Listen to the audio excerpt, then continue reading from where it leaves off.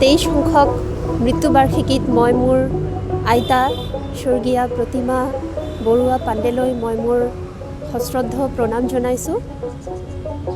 আজি তেওঁক মই বিশেষকৈ তেওঁৰ গোৱা গীতেৰে মই তেওঁক সোঁৱৰিম বুলি আজিৰ দিনটোত মই যোজা কৰিছোঁ। লগতে মই আজি এইখন অনুষ্ঠানত প্ৰমথেশ বৰুৱা মহাবিদ্যালয়ৰ অধ্যক্ষৰ লগতে সকলো প্ৰফেচাৰসকলক মই মোৰ ধন্যবাদ জনাইছোঁ। যে 2002 চনৰ 27 ডিচেম্বৰ তাৰিখে আমাৰ প্ৰাণৰ শিল্পী মাটিৰ শিল্পী নামনি অসমৰ ঐতিহ্য আমাৰ স্বাভিমান গোৱালপাৰা লোকগীতৰ সম্ৰাজ্ঞী পদ্মশ্ৰী প্ৰতিমা পাণ্ডে বাইদেউ আমাৰ মাজৰ পৰা বিদায় লৈছিল। আমি প্ৰমথেশ বৰুৱা মহাবিদ্যালয়ৰ সাংস্কৃতিক উন্নয়ন কোষে তেখেতৰ মৃত্যুৰ পৰা আজিলৈকে এই যোৱা 23টা বছৰ আমি বাইদেউৰ স্মৃতিত মৃত্যুবাৰ্ষিকী তথা জন্মবাৰ্ষিকী অতি সুন্দৰ কৰি নিষ্ঠা সহকাৰে আমি পালন কৰাৰ চেষ্টা কৰি আছোঁ।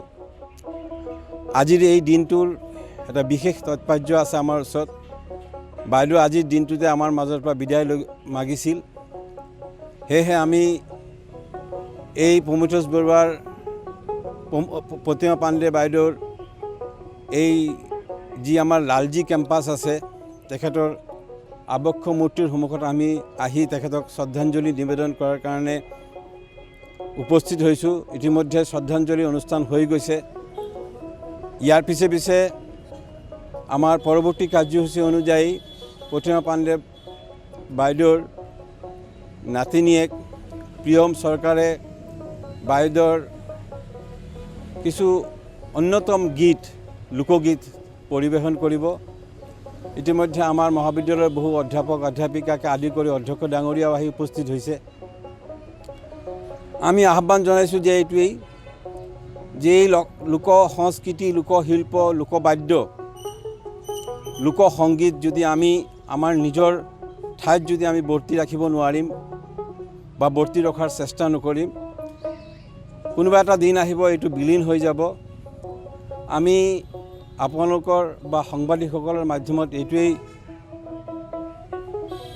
প্ৰয়াস কৰিছোঁ জনসাধাৰণৰ মাজত যে নিজৰ ঠাইৰ যিটো লোকসংস্কৃতি লোকসংগীত লোকবাদ্যৰ যিটো চৰ্চা নতুন চামৰ মাজত খুব সুন্দৰকৈ এইটো বিস্তাৰ হ'ব লাগে।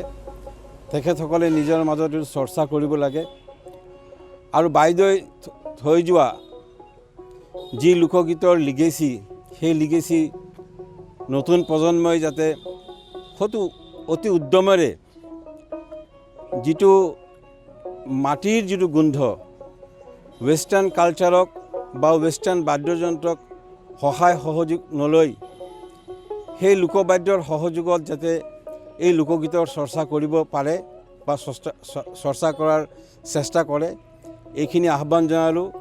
সাংবাদিক বন্ধুসকলে প্ৰতি বছৰে আমাক আজিৰ এই দিনটোত তেখেতসকলে আমাক সহায় সহযোগিতা আৰু এই বাৰ্তা অসমৰ বিভিন্ন প্ৰান্তত তেখেতসকলে প্ৰদান কৰে।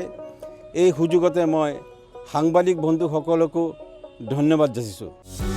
যিকোনো খবৰৰ বাবে যোগাযোগ কৰক আমাৰ এই নম্বৰত 9181 307 2221।